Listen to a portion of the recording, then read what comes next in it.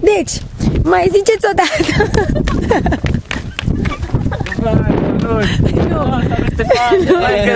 Păcat că nu ești aici. Simona ne-a spus multe lucruri bune. Simona e ruptă după tine. De dor, bineînțeles. Toată ziua, Ștefan. Ștefan. Dar nu știu exact că n-am auzit numele Ștefan, mai mult Pain și Zu. Nu, stai.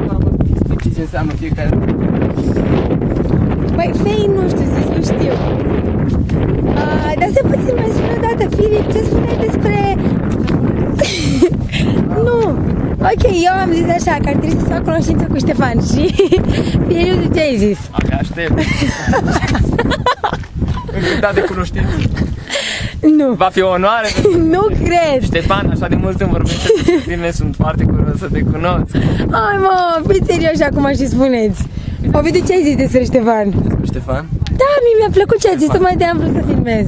Ce mai face Andrei? Ok, nu. Bine, bă, da, bă, Ștefan, deci orice spunem, orice facem, noi nu știm, tu știi. Simona, din punctul ei de vedere, în absolut orice problemă tu știi tot, nu știm nimic. Verde, tu ești tare. Verde, tu ești tare. Și toate legumele care au mai rămas.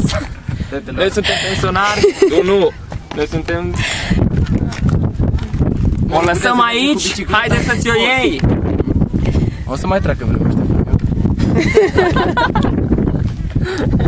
Ai zis Ovidiu din fundul inimii. Și-am mâncat pasul.